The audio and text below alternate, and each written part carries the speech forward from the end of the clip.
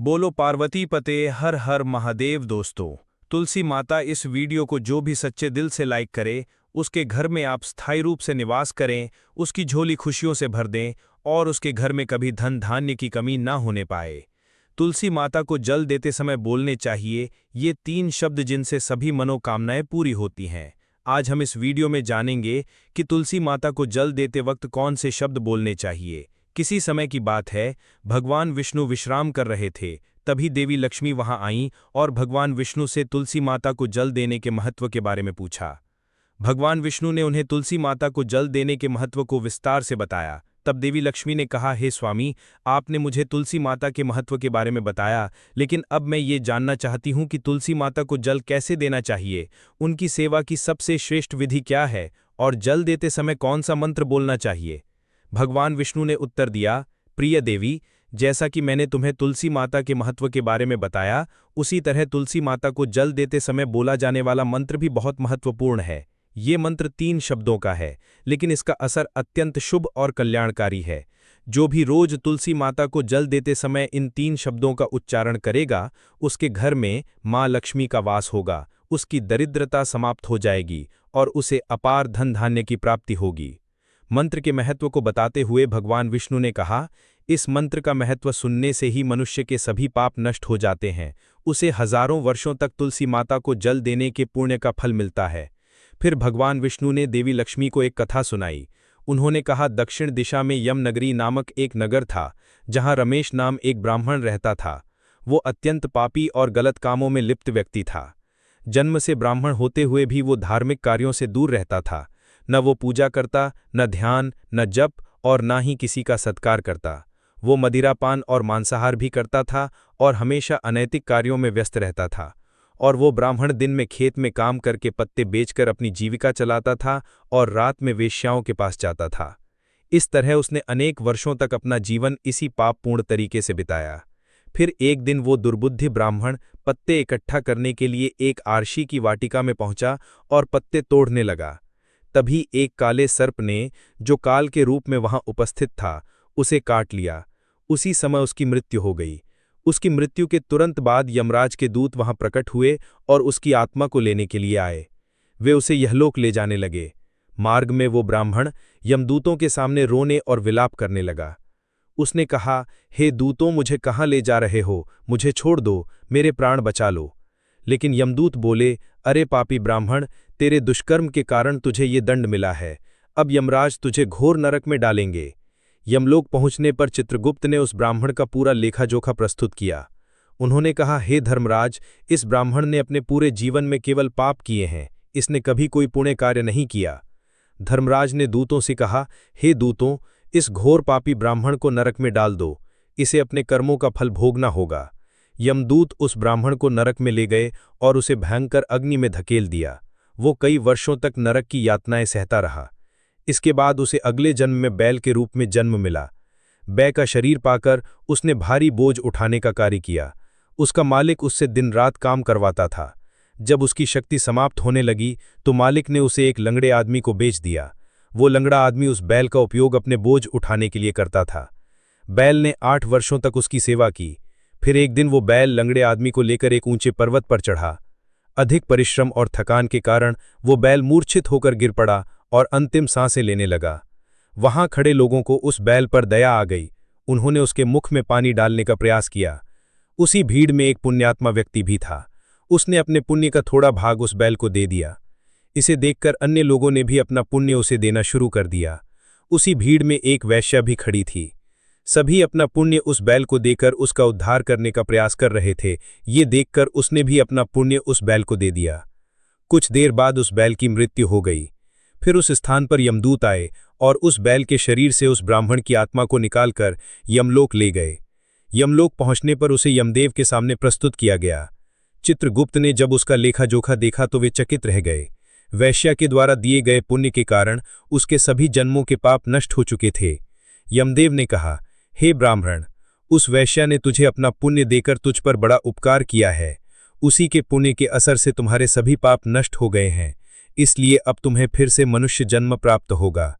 इस तरह वो ब्राह्मण पृथ्वी पर एक उत्तम ब्राह्मण कुल में जन्म लेता है। उस महापुण्य के असर से उसे अपने पूर्व जन्म की सारी बातें याद आने लगती हैं। जब वो बड़ा होता है तो उसे ये ध्यान आता है कि पिछले जन्म में जब वो बैल था तब एक वैश्या ने उसे अपना पुण्य दिया था। उसके मन में उस वैश्या के बारे में जानने की उत्सुकता जागती है। वो वैश्या का पता लगाकर उसके नगर में पहुंचता है। वहां वो वैश्या जो अब बूढ़ी हो चुकी थी उसे मिल जाती है। वो ब्राह्मण उसके सामने जाकर बार बार प्रणाम करता है और धन्यवाद देने लगता है।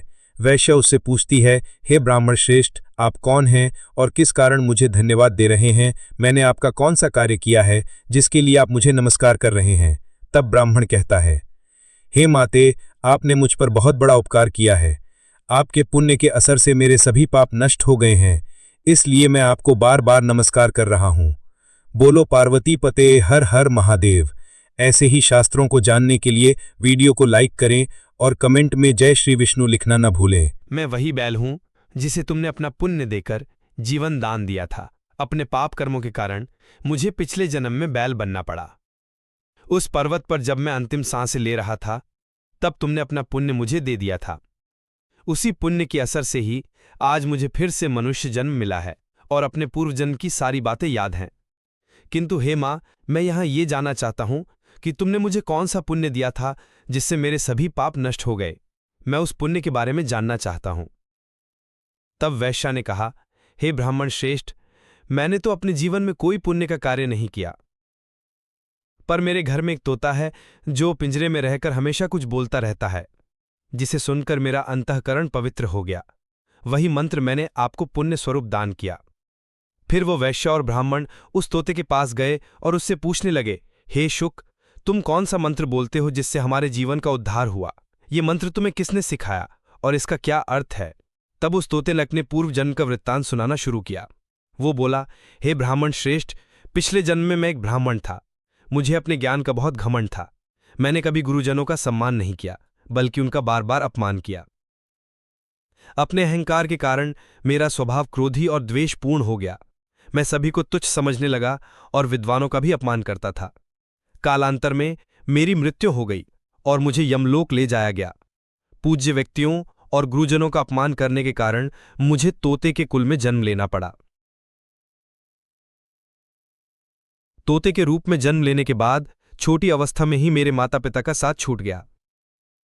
मैं अकेला पेड़ के डाल पर बैठकर रो रहा था। तभी कुछ मुनि उस मार्ग से जा रहे थे। उन्होंने मेरी दयनीय स्थिति देखी और मुझे अपने आश्रम ले आए। आश्रम में उन मुनियों ने मुझे एक सुंदर पिंजरे में रखा और मेरी देखभाल की।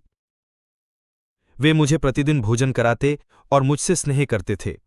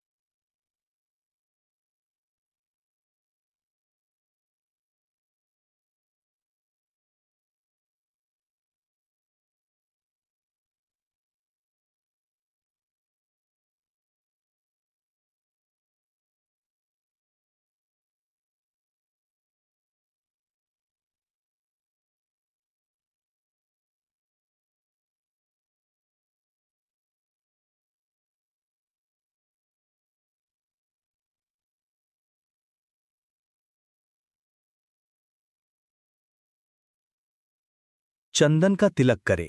अगर कोई महिला मासिक धर्म में है तो तुलसी की पूजा से बचे, क्योंकि इस समय तुलसी को छूना पाप होता है, जिससे महिला की दुर्गति हो सकती है। भक्तों, इस तरह भगवान विष्णु ने देवी लक्ष्मी को तुलसी के जल देने के मंत्र का महत्व बताया। इस कथा को सुनकर कृपया कमेंट करके बताएं कि आपको ये कथा कैसी लगी। यदि ये जानकारी आपके लिए लाभकारी रही हो तो वीडियो को लाइक जरूर करें। अगर आप भी मां लक्ष्मी को अपने घर में लाना चाहते हैं तो कमेंट बॉक्स में जय मां लक्ष्मी आपका हमारे घर में स्वागत है। तुलसी की मिट्टी से ये एक उपाय भगवान श्री हरि विष्णु और माता लक्ष्मी जी के आशीर्वाद से जीवन के हर कष्टों से तुरंत मिल जाएगी आपको मुक्ति। आपकी हर मनोकामना होगी पूरी और दोस्तों खुशियों से भर जाएगा। आपका घर बन जाओगी आप करोड़पति, क्योंकि दोस्तों इस बार साल बहुत सारे शुभ योगों का निर्माण हो रहा है जो कि कई वर्षों बाद आया है। इसीलिए दोस्तों इस दिन का महत्व बहुत ही ज्यादा बड़ा होता है और इस दिन आप लोगों को ये तुलसी की मिट्टी वाला उपाय जरूर करना चाहिए, जो कि पंडित जी ने अपनी अभी की ही कथा में यहाँ पर बताया हुआ है। तो दोस्तों इस उपाय को आपको कैसे करना है, कब करना है, कहाँ पर करना है और उपाय को करते समय आपको किन किन बातों का ध्यान रखना है, ये सारी जानकारी हम आपको इस वीडियो में देंगे। तो चलिए दोस्तों वीडियो में आगे बढ़ते हैं। देखिए ये दिन इतना खास होता है, इतना महत्वपूर्ण होता है। देखा गया कभी कभी बड़े बड़े पूजा पाठ अनुष्ठान से जो मनोकामना पूर्ण नहीं होती है, वो एक छोटे से उपाय करने से ही आपकी सभी मनोकामना पूर्ण हो जाती है। और बहुत सारे लोगों ने इस उपाय को किया भी है और उनको इस उपाय को करने का फल भी जरूर मिला है। अगर आप लोग भी करना चाहते हैं तो आप इस उपाय को पहले अच्छे से समझ लेना, सुन लेना, उसके बाद करना। आपको इस उपाय का फल जरूर मिलेगा और इस उपाय को करने से आपके घर में चाहे किसी भी तरह की दुख और परेशानी क्यों न चल रही हो, आपको उसका कारण भी नहीं पता है कि दोस्तों ये परेशानी किस कारण से चल रही है, तो उसका कुछ भी कारण हो सकता है। जैसे पितृदोष हो सकता है, शनि दोष हो सकता है, या किसी भी तरह का मंगल दोष भी हो सकता है। और भी बहुत तरह होते हैं, कुछ भी हो सकता है। पर आपको इस उपाय को करने के लिए अपने दोष को पता लगाने की भी ज़रूरत नहीं है। इस तुलसी की मिट्टी वाला उपाय को आप लोगों को कर लेना है। दोस्तों अब हम समझते हैं इस वाले उपाय को हमें करना किस समय है। तो सबसे पहली बात दोस्तों हम समझते हैं कि ये तुलसी की मिट्टी वाला उपाय करना किसको है। तो देखिए यहाँ पर सीधी सी है कि ये तुलसी की मिट्टी वाला उपाय जो उपाय है ये किस लिए किया जा रहा है। ये मनोकामना को पूर्ण करने के लिए किया जा रहा है, या आपके जीवन में जो दुख और परेशानियां हैं उनको दूर करने के लिए किया जा रहा है, या आपका कोई बड़ा काम है जो कि नहीं हो पा रहा है, आप उसके लिए इस उपाय को कर सकते हो। तो सीधी सी बात यह है कि आप अपनी किसी भी तरह की मनोकामना के लिए इस वाले उपाय को कर सकते हो। तो ये उपाय व्यक्ति कर सकता है जिस व्यक्ति को अपनी किसी भी तरह की मनोकामना भगवान शिव जी से पूर्ण करवानी हो। और अगर कोई भी माताएं बहनें जो है अपने घर की सुख और शांति के लिए, घर में धन समृद्धि को बढ़ाने के लिए वाला उपाय करना चाहती है, तो घर की जो बड़ी माताएं बहनें होंगी वो इस तुलसी की मिट्टी वाला उपाय को विशेष रूप से करें, क्योंकि माताएं बहनें घर की लक्ष्मी होती हैं और जब घर की लक्ष्मी कोई विशेष उपाय करती है तो उस फल ही बहुत जल्दी मिल जाता है और बहुत बड़ा होकर मिलता है। अन्यथा इस उपाय को कोई भी व्यक्ति कर सकता है, चाहे वो बड़ा हो, चाहे वो छोटा हो, चाहे वो बच्चा हो। जिस व्यक्ति को ये तुलसी की मिट्टी वाला उपाय समझ आ गया वो व्यक्ति इस तुलसी की मिट्टी वाला उपाय को किसी भी दिन जरूर करे, क्योंकि उसको इस उपाय का फल बहुत ही जल्दी मिल जाएगा, क्योंकि भगवान शिवजी बहुत आसानी से प्रसन्न हो जाते हैं। तो आइए अब हम समझते हैं कि इस तुलसी की मिट्टी वाला उपाय को आपको करना कैसे है और इस उपाय को करने का जो समय है वो क्या है। तो देखिए ये तुलसी की मिट्टी वाला जो उपाय है ये मुख्य रूप से सुबह का समय होगा, प्रातःकाल का समय होगा। किस समय होगा? सुबह का समय होगा। आपको कोशिश यही है कि सुबह के समय हम इस तुलसी की मिट्टी वाला जो उपाय को कर लें।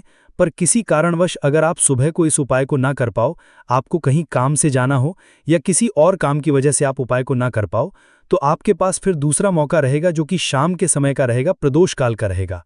अब दोस्तों प्रदोष काल का समय भी एक बहुत ही लोगों के मन में प्रश्न बन जाता है कि दोस्तों ये समय होता कब है, कितने बजे से लेकर बजे ये समय होता है, ताकि हमें उपाय के लिए जो है करने का समय पता लग जाए।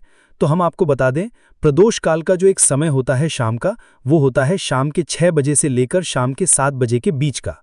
इस समय के बीच में आप उपाय को करेंगे तो आपको उस उपाय का जरूर फल मिलेगा। तो शाम के 6 बजे से लेकर शाम के 7 बजे के बीच में आप लोग इस तुलसी की मिट्टी के दीपक वाला जो उपाय को कर सकते हो। तो भैया बहुत लोग यहाँ पर ये प्रश्न भी ज़रूर करेंगे कि दोस्तों हम तो नौकरी पर जाते हैं, हम अपनी ड्यूटी पर जाते हैं और आने में हमें देरी हो जाती है, तो उस जगह पर हमें क्या करना चाहिए। तो देखिए, उन लोगों को भी टेंशन लेने की ज़रूरत नहीं है।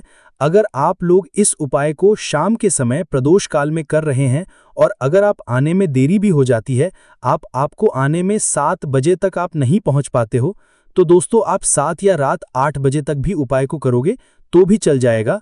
और अगर इससे भी थोड़ा देर हो जाती तो भी आप उपाय को कर सकते हो, क्योंकि ये दिन के कम आता है पूरे साल भर में एक बार।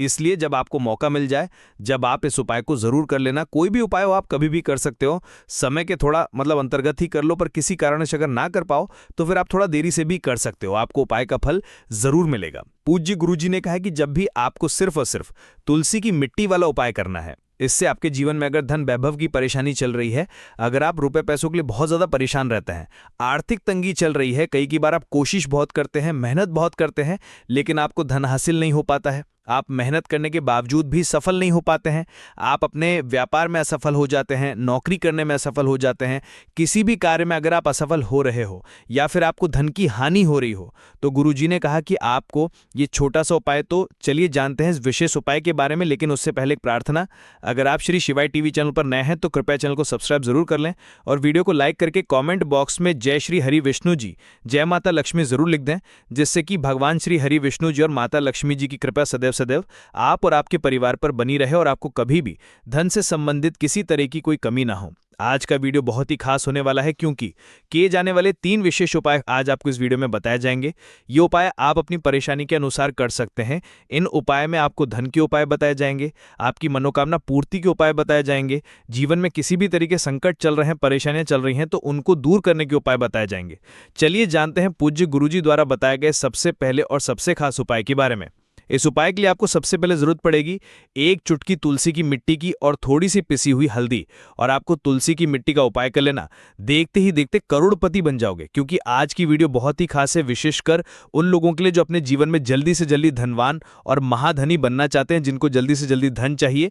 ये वीडियो उन लोगों के लिए है, क्योंकि देखिए तुलसी का जो पौधा होता है ये कोई साधारण पौधा नहीं होता है, माता लक्ष्मी का स्वरूप होता है तुलसी का पौधा। और माँ लक्ष्मी की ही कृपा अगर आपको हासिल करनी है, आपको चाहिए कि आपके घर पर मां की कृपा हमेशा बनी रहे, तो मां लक्ष्मी को अगर प्रसन्न करना है तो आपको सबसे पहले श्री हरि विष्णु को प्रसन्न करना होगा। और श्री हरि विष्णु प्रसन्न होते हैं जब आप तुलसी के उपाय करते हैं। जिस घर में तुलसी का पौधा होता है वहां का वातावरण सकारात्मक होता है, वहां पर पॉजिटिव एनर्जी होती है, वहां पर कभी भी धन की कमी नहीं होती, सुख समृद्धि की कमी नहीं होती है। अब बहुत सारे लोग गलती क्या करते हैं कि तुलसी के पौधे को लाकर गलत दिशा में लगा लेते हैं। साथ ही साथ आप सभी जानते हैं कि यह मौसम ऐसा चल रहा है कि बहुत बार तुलसी का पौधा सूख जाता है।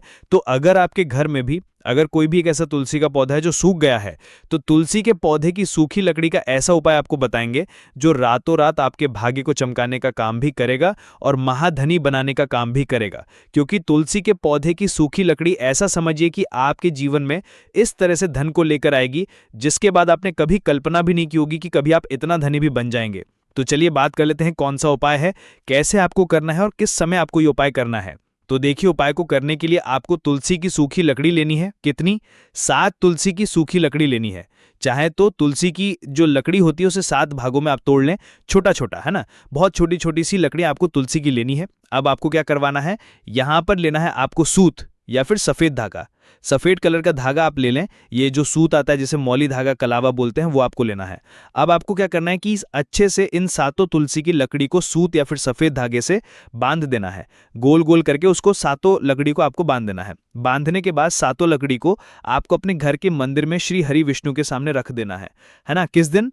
अब एक देसी घी का दीपक आपको जलाना है, श्री हरि विष्णु के सामने दीपक जला देंगे। अब आपको ये मंत्र बोलना है। कौन सा मंत्र है? ओम नमो भगवते वासुदेवाय नमः। ओम नमो भगवते वासुदेवाय नमः मंत्र बोल लेंगे। इसके बाद आपको क्या करना है, थोड़ी सी हल्दी लेनी है और उस हल्दी के अंदर थोड़ा सा जल मिलाकर उसका तिलक आपको तुलसी जी के पौधे पर जो लकड़ियां हैं ना 7, उसके ऊपर लगाना है। श्री हरि विष्णु को लगाना है हल्दी का।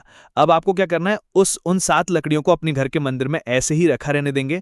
अगले दिन शुक्रवार के दिन आपको 7 लकड़ियों को उठाना है और इसे अपनी तिजोरी में आपको रख देना है। कहाँ पर रखना है? जहाँ पर आप अपना धन रखते हैं, रुपया रखते हैं, पैसा रखते हैं।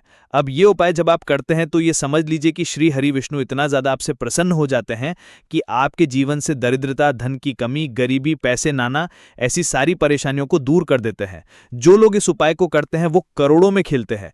करोड़ों में आप भी खिलेंगे अगर ये उपाय आप पूरी सच्ची श्रद्धा के साथ किसी भी दिन कर लेंगे। एक ही बार आपको ये उपाय करना है, करके देख लीजिए। इसका रिजल्ट आपको ऐसा मिलेगा ना कि आप अपने जीवन में विश्वास नहीं कर पाएंगे कि कैसे आपके पास धन आ रहा है, कहां से आ रहा है। आपको खुद भी लगेगा इतने रास्ते आपके जीवन में धन आने के खुल जाएंगे कि जहां से आपको लगातार हमेशा धन हासिल होता रहेगा। बस पूरी सच्ची श्रद्धा से आपको श्री हरि विष्णु के ऊपर विश्वास करके ये उपाय करना है। तो चलिए अब जल्दी से बात कर लेते हैं अपने दूसरे उपाय की।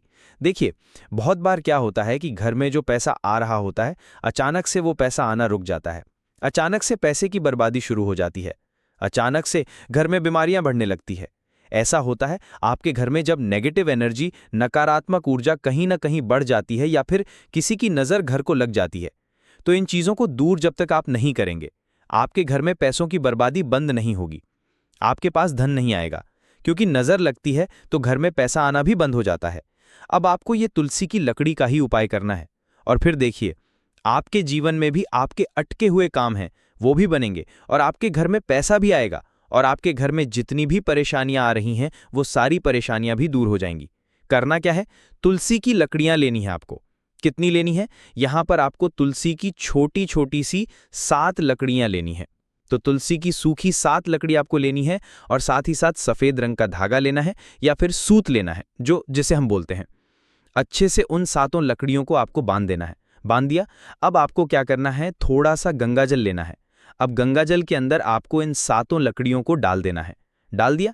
अब इसी गंगाजल का छिड़काव आपको तुलसी की इसी लकड़ी से, जो आपने बांधी है, सूत धागे में या सफ़ेद धागे से, इसी लकड़ी से आपको गंगाजल का छिड़काव करना है अपने पूरे घर में। कहाँ कहाँ? जितने भी कमरे हैं सभी जगहों पर, मुख्य द्वार पर भी, ना शौचालय या वॉशरूम को छोड़कर। अब देखिए, पहले तो आपने इसमें गंगाजल ले लिया, दूसरा आपने तुलसी की लकड़ी ले ली। गंगाजल जो होता है ये महादेव से जुड़ा हुआ है। साथ ही साथ आप सभी जानते हैं गंगाजल अपने आप में बहुत चमत्कारी होता है, बहुत पवित्र होता है। तुलसी की लकड़ी जो कि साक्षात माता लक्ष्मी का स्वरूप है। जब आप तुलसी की लकड़ी से गंगाजल का छिड़काव अपने घर में करते हैं, इससे बड़ा कोई उपाय है तो वो तुलसी की सूखी लकड़ी वाला उपाय है। तो दोस्तों, शुक्रवार के दिन आप लोगों को इस तुलसी की सूखी लकड़ी वाला उपाय को जरूर करना है। बहुत सारे लोग होंगे जिन लोगों ने इस उपाय को ना किया हो, मतलब पूरा साल निकल गया, उन्होंने किसी भी दिन इस तुलसी की सूखी लकड़ी वाला उपाय को ना किया हो। पर दोस्तों, आपके पास एक आखिरी मौका बचा हुआ है जो कि इस शुक्रवार के दिन है। इस दिन आप लोगों को इस वाले उपाय को जरूर कर लेना है। भले ही आपने पूरे महीने भर इस उपाय को ना किया हो, पर अगर आपने इस महीने के शुक्रवार के दिन अगर इस वाले उपाय को कर लिया तो आपको इस उपाय को करने का वो फल मिलेगा जिसकी आपने कभी कल्पना भी नहीं करी होगी।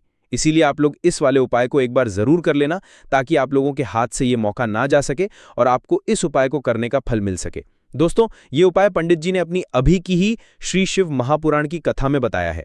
जी, इस उपाय को आज हम आपको बहुत अच्छे से समझाने वाले हैं। इस वीडियो को देखने के बाद इस उपाय को समझने के लिए आपको कोई और वीडियो को देखने की ज़रूरत नहीं पड़ेगी। तो चलिए दोस्तों, उपाय को शुरू करते हैं। देखिए, ये इस ज्येष्ठ महीने के शुक्रवार के दिन ये इतना खास होता है, इतना महत्वपूर्ण होता है। देखा गया है कभी कभी बड़े बड़े पूजा पाठ अनुष्ठान से जो मनोकामना पूर्ण नहीं होते, वो इस महीने की शुक्रवार के दिन एक छोटे से उपाय करने से ही आपकी मनोकामना पूर्ण हो जाती है। और बहुत सारे लोगों ने इस उपाय को किया भी है और उनको इस उपाय को करने का फल भी ज़रूर मिला है।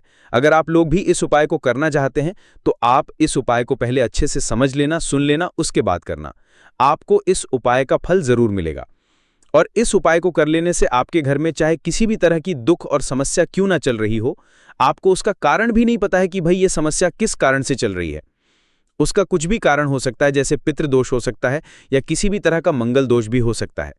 तो इस दिन आप लोगों को ये वाला उपाय कर लेना है। ये एक ऐसा उपाय है जिस उपाय को अगर किसी विशेष दिन पर किया जाए तो भाई उस विशेष दिन का जो है वो तो हमें मिलता ही मिलता है, पर हमने उस दिन पर इस उपाय को किया है तो हमें उससे भी बड़ा फल मिलता है, और फल बहुत जल्दी मिलता है क्योंकि आप इस उपाय को बहुत ही बड़े और विशेष दिन पर कर रहे हो। तो चलिए अब उपाय के बारे में बात करते हैं, परंतु उससे पहले आप लोगों को ये जानना आवश्यक है कि आखिर ये उपाय किस समय करना है, किसको करना है और कैसे करना है। तो चलिए हम आपको आगे वीडियो में एक एक करके बता देते हैं, परंतु उससे पहले अगर आप लोग हमारे चैनल पर पहली बार आए हैं तो हमारे चैनल श्री शिवाय टीवी को सब्सक्राइब जरूर कर लेना और इस वीडियो को लाइक करके कमेंट बॉक्स में ओम नमः शिवाय जरूर टाइप कर देना। तो दोस्तों, इस तुलसी की सूखी लकड़ी वाला उपाय को हमें इस शुक्रवार के दिन कैसे करना है, किसको करना है, किस समय करना है और कहां पर करना है, ये सारे सवालों के जवाब आपको इस वीडियो में मिल जाएंगे। और जो ये वीडियो देखेगा भाई, उसको तुलसी की सूखी लकड़ी वाला उपाय जरूर करना चाहिए, क्योंकि इस दिन काला तिल का भी बहुत ही बड़ा और विशेष महत्व होता है। और जब बात आ जाए तुलसी की सूखी लकड़ी वाला उपाय की, तो ये सोने पर सुहागा वाली बात हो जाती है और ये एक बहुत ही बड़ा उपाय हो जाता है इस शुक्रवार का। तो अब दोस्तों, इस तुलसी की सूखी लकड़ी उपाय को आखिर करना किसको है, सबसे पहले हम लोग वो बात जान लेते हैं। तो देखो, घर की जो बड़ी माताएं बहनें होती हैं, उन माताओं बहनों में से कोई भी एक बड़ी माता बहन इस वाले उपाय को कर सकती है। और दोस्तों, अगर आप चाहें तो अपने घर में से सभी सदस्यों को भी इस उपाय को करवा सकते हैं। अगर किसी व्यक्ति की खुद की कोई मनोकामना है, खुद की कोई दुख और परेशानी है जो कि वो खुद अपने लिए ही करना चाहता है इस वाले उपाय को, तो वो खुद अपने लिए भी कर सकता है। बाकी अगर कोई घर में से ऐसा है जो कि अपने पूरे घर परिवार की सुख और शांति के लिए ये वाला उपाय करना चाहता है, तो भाई वो भी कर सकता है। उसे का या फिर स्टील का, कांच का या फिर मिट्टी का। कुछ लोग घर में गलत पदार्थ का दीपक रखते हैं जिससे घर बर्बाद हो जाता है। इस पदार्थ का दीपक तो हम भी नहीं रखते। और जानिए, दीपक की लौ कच्चे कलावे से बनानी चाहिए या रुई से, या फिर सूती हाथ में बांधे जाने से कुछ लोग यहां भी भयंकर गलती करते हैं, जिससे पितृदोष, न दोष, काल सर्प दोष, मंगल दोष, भयंकर गरीबी का दोष भी लग सकता है। भक्तों, कुछ लोग यहां ऐसे भी होंगे जो इस वीडियो को बीच में ही छोड़ देंगे। अगर इस वीडियो को आपको छोड़ना ही है तो अभी छोड़ दें, परंतु माता लक्ष्मी का अपमान मत करें वीडियो को अधूरा छोड़कर। इसलिए आपको घर के मुख्य द्वार पर जल कैसे छिड़कना है, ये कार्यविधि पूरी ही देखें। आधा अधूरा देखने आप मां लक्ष्मी का अपमान कर रहे हैं। भक्तों, बहुत समय से आप लोगों के प्रश्न आ रहे हैं कि मुख्य द्वार पर जल छिड़कने का सही समय क्या होता है और सही विधि क्या होती है, किस समय हमें जल छिड़कना चाहिए और क्या मुख्य द्वार पर जल छिड़कने के लिए स्नान करना आवश्यक है या बिना स्नान किए भी मुख्य द्वार पर जल का छिड़काव किया जा सकता है। झाड़ू लगाने से पहले या झाड़ू लगाने के बाद जल छिड़कना चाहिए। और एक और आया है कि क्या मासिक धर्म के समय में हम अपने घर के मुख्य द्वार पर जल का छिड़काव कर सकते हैं या मुख्य द्वार पर दीपदान कर सकते हैं। और जल से ही जुड़ा हुआ एक और प्रश्न है आपका कि घर के मंदिर में जो प्रतिदिन हम 1 लोटा जल रखते हैं, उस जल का हमें क्या करना चाहिए, किस तरह से उसका उपाय करना चाहिए। क्या हम उसे खाने में उपाय कर सकते हैं या फिर किसी पौधे में डाल सकते हैं, उस जल का किस तरह से होना चाहिए। और कुछ लोगों का कहना यह है कि जब हम मुख्य द्वार पर जल छिड़कते हैं तो घर के अंदर की तरफ से जल छिड़कें या घर की बाहर की तरफ से जल का छिड़काव करें। इस विषय में कई लोग शंका में हैं। आज ये शंका भी दूर हो जाएगी। मुख्य द्वार पर जल छिड़कने से संबंधित आपका अगला प्रश्न है कि कई ऐसे लोग हैं जो फ्लैट में रहते हैं, कुछ ऐसे लोग हैं जो कि किराए के मकान में रहते हैं, एक ही कमरे में रहते हैं। तो अपने घर पर मुख्य द्वार पर दीपदान किस तरह से करना चाहिए, जल कहाँ छिड़कना चाहिए, मतलब वे किस जगह को मुख्य द्वार मानकर वहां पर मुख्य द्वार से जुड़े हुए उपाय करें। तो आज की वीडियो पूरी तरह से आपके प्रश्नों पर ही आधारित है कि मुख्य द्वार पर जल छिड़कने का सही समय क्या होता है और सही विधि क्या होती है। तो देखिए, अगर आप मुख्य द्वार पर जल छिड़कते हैं तो आपको ध्यान रखना है भक्तों, जल को आप 1 दिन पहले ही मतलब रात को सोने से पहले एक पात्र में भर लें। आप कोई भी पात्र सकते हैं, जैसे कि आप तांबे का पात्र ले सकते हैं, तांबे का ना हो तो आप पीतल का ले सकते हैं, स्टील का ले सकते हैं, चांदी का ले सकते हैं। जो भी पात्र आपके पास उपलब्ध हो, 1 लोटे में थोड़ा सा गंगा जल डाल दीजिए और उसके ऊपर शुद्ध जल भर दीजिए। और हाँ, अगर गंगा जल ना हो तो भी परेशान होने की आवश्यकता नहीं है, आप सिर्फ शुद्ध जल से भी इस पात्र को भर सकते हैं। और इस जल से भरे पात्र को अपने घर की रसोई में रख दीजिए। अब जैसे कि आप अगले दिन सुबह उठकर इस जल का छिड़काव होने घर के मुख्य द्वार पर करेंगे। अब बहुत से भक्तों के प्रश्न आते हैं कि क्या हम स्नान से पहले ये जल छिड़क सकते हैं या फिर स्नान करना आवश्यक है। देखिए, मुख्य द्वार पर जो सुबह सबसे पहले जल छिड़का जाता है, जैसे कि जो रसोई में रखा हुआ जल होता है, ये एक तरीके से उपाय के तौर पर किया जाता है। भक्तों, घर में किसी भी तरह की परेशानी हो, किसी भी तरह के दुख दर्द रहते हों, गरीबी हो या फिर कलह क्लेश बहुत अधिक हो, मतलब किसी भी तरह की नकारात्मक ऊर्जा से आप परेशान हैं, बहुत समय से परेशानियों में ही घिरे हुए हैं, तो ऐसे में घर की रसोई में जल रखा जाता है और यही जल घर के मुख्य द्वार पर सुबह उठकर छिड़का जाता है। इस जल के छिड़काव से आपके घर की कोई भी परेशानी बहुत शीघ्र समाप्त हो जाती है। इस उपाय को करने से आपके घर में सुख समृद्धि भी आती है, कलह क्लेश से भी मुक्ति मिलती है, बीमारियों से भी मिलती है। मतलब देखिए, किसी भी तरह की मानसिक परेशानी हो, शारीरिक परेशानी हो, आर्थिक तंगी हो, या आपके घर में कोई वास्तु दोष हो, किसी भी तरह का ग्रह दोष हो। कई बार ऐसा होता है कि कई लोगों के ऊपर कई तरह के बुरे ग्रह दोषों का असर होता है, जिसकी वजह से घर में परेशानियां हमेशा बनी रहती हैं। तो ग्रह दोषों के असर से भी आपको मुक्ति मिलती है, वास्तु दोष और पितृदोष भी समाप्त हो। इसके साथ ही जैसे कि बहुत से लोगों के प्रश्न होते हैं कि उनके ऊपर किसी ने कुछ कर कराया है, उनके परिवार में पहले कोई परेशानी नहीं थी, लेकिन अब कुछ समय से परेशानियां लगातार आती ही जा रही हैं और कोई रास्ता नहीं मिल रहा है परेशानी से निकलने का। तो किसी के भी किए कराए तंत्र मंत्र का असर हो, किसी की बुरी नज़र का असर हो, तो भी आपके इस उपाय से, मतलब इस एक लोटा जल से, आपकी परेशानी स्वतः ही कुछ दिनों में समाप्त हो जाती है। तो ये घर की सभी परेशानियों से मुक्ति पाने का रामबाण और सबसे सरल, सबसे आसान उपाय होता है, जो हमारे सनातन शास्त्रों में वर्णित। तो आप अपने घर की रसोई में एक लोटा जल रखें रात में भरकर, और प्रातःकाल जल्दी उठकर उसी जल से अपने घर के मुख्य द्वार को धोते हैं। इसमें कोई समस्या नहीं है, लेकिन इस जल का छिड़काव घर के मुख्य द्वार पर सूर्योदय से हो जाना चाहिए। अब भक्तों, जैसे आपका अगला प्रश्न है कि क्या हमें स्नान करके इस जल का छिड़काव अपने घर के मुख्य द्वार पर करना चाहिए या फिर बिना स्नान किए भी कर सकते हैं। देखिए, ये जो हम जल छिड़क रहे हैं, मतलब ये एक उपाय होता है, तो इसे हम स्नान करने के बाद नहीं करते हैं। सुबह जल्दी उठते हैं और उठकर सबसे पहले घर की रसोई में जाएंगे। उसके बाद उसे जल को लेकर आप घर के मुख्य द्वार पर जाएंगे। मुख्य द्वार खोलकर, मतलब मुख्य खोल दीजिए, और उसके बाद मुख्य द्वार पर इसी जल का छिड़काव कर दीजिए। जल का छिड़काव करते समय अपने पितरों का ध्यान कीजिए, महालक्ष्मी का ध्यान कीजिए, क्योंकि कहा जाता है कि सुबह सुबह महालक्ष्मी सभी द्वार पर आती है, सबके द्वार पर आती है। जिनके भी द्वार खुले होते हैं और जिनके घर में जल का छिड़काव मुख्य द्वार पर हुआ रहता है, उनके घर में प्रवेश कर जाती है। तो महालक्ष्मी का अपने मन में ध्यान कीजिए और एक तरह से प्रार्थना कीजिए, हे महालक्ष्मी, आप मेरे घर में प्रवेश करें, मैं आपका स्वागत के लिए तैयार हूँ।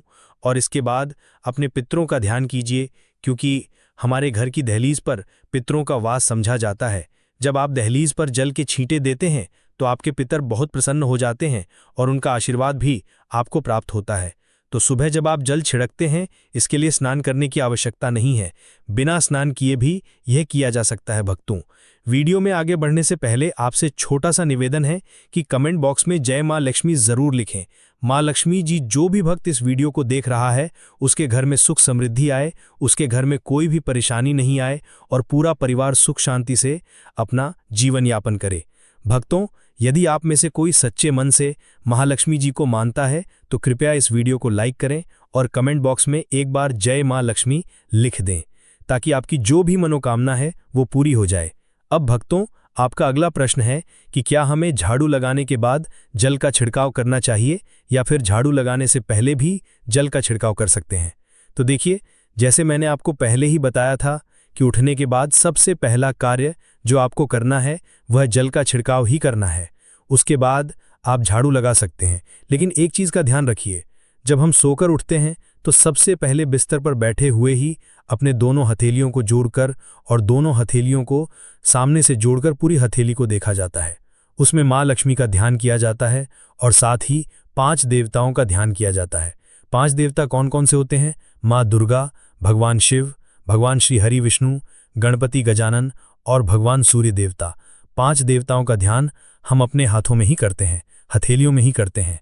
कराग्रे वसते लक्ष्मी कर मध्य सरस्वती कर मूले तः ब्रह्मा प्रभाते कर दर्शनम। भक्तों, इस मंत्र का उच्चारण आप चाहें तो कर सकते हैं। भक्तों, अगर नहीं करते हैं भी कोई बात नहीं, अपने इष्ट देवता और 5 देवताओं का ध्यान अपनी हथेलियों में कर लीजिए। उसके बाद दोनों हाथ जोड़कर सभी देवी देवताओं को प्रणाम किया जाता है और फिर अपने हाथ से पृथ्वी का स्पर्श करते हैं, धरती को छूकर प्रणाम करते हैं 2 बार या 3 बार, और उसके बाद अपना दाहिना पैर पृथ्वी पर रखते हैं। भक्तों, धरती पर पैर रखने के बाद ही बाकी के सभी कार्य किए जाएंगे। जल का छिड़काव आप उसके बाद करेंगे, मतलब सुबह उठने के बाद सबसे पहले हथेलियों के दर्शन कीजिए, फिर प्रणाम कीजिए, फिर धरती पर पैर रखें। उसके बाद रसोई में जाकर आपको जल लेना है और घर का मुख्य द्वार खोलकर मुख्य द्वार पर जल का छिड़काव करना है, माँ लक्ष्मी और अपने पितरों का ध्यान करना है। इसके बाद आप अपने घर में आ जाएंगे और उसके बाद जो भी आपकी रूटीन वर्क होते हैं, जैसे झाड़ू लगाना या स्नान करना, ये सभी कार्य उसके बाद किए जाएंगे। अब जैसे कि कई लोगों के प्रश्न आते हैं कि जब हम जल का छिड़काव करते हैं, क्या उसी समय हम घर के मुख्य द्वार पर झाड़ू लगाकर और पानी डालकर क्या मुख्य द्वार की अच्छे से सफाई कर सकते हैं? जी हाँ, बिल्कुल कर सकते हैं। पहले आप जो रसोई में रखा हुआ जल है उसका छिड़काव कर दीजिए, उसके बाद और भी पानी डालकर, मतलब अगर आपके पास और जल उपलब्ध है तो और जल लेकर घर के मुख्य द्वार की अच्छी तरह से झाड़ू से या किसी भी तरीके से सफाई कर सकते हैं। कई लोगों के प्रश्न है कि अगर हम किसी फ्लैट में रहते हैं या फिर किसी ऐसे कमरे में रहते हैं जो किराए का है और हमारे पास एक ही कमरा है, तो हम जल का छिड़काव या फिर दीपक दान कहाँ पर करें, किसे हम अपना मुख्य द्वार माने? देखिए, जो आपका कमरा है या फिर जो फ्लैट है जिसमें आपका नेम प्लेट लगा हुआ है, आप उसी स्थान पर दीपक दान करेंगे और वहीं पर जल का छिड़काव भी करेंगे। मतलब अगर एक ही कमरे का मकान है तो आपके कमरे का दरवाजा है, वहीं थोड़ा सा जल छिड़कें और वहीं पर दीपक दान भी करेंगे। जो भी मुख्य द्वार से जुड़े हुए उपाय हैं वे आप अपने कमरे के दरवाजे के पास ही करेंगे। और अब आपका अगला प्रश्न है कि क्या पीरियड्स में हम अपने घर के मुख्य द्वार पर जल का छिड़काव कर सकते हैं या दीपक दान कर सकते हैं? देखिए, जल का छिड़काव करने के लिए पीरियड्स हो या ना हो इससे कोई फर्क नहीं पड़ता, जल का छिड़काव कर सकते हैं। रही बात दीपक दान की, तो दीपक दान कार्मिक पूजा में आता है और कार्मिक पूजा हम बिना शुद्ध हुए नहीं कर सकते। मतलब पीरियड समाप्त होने के बाद ही आप दीपक दान कर सकते हैं। भक्तों, बाकी जल का छिड़काव आप कभी भी कर सकते हैं, पीरियड्स में भी कर सकते हैं,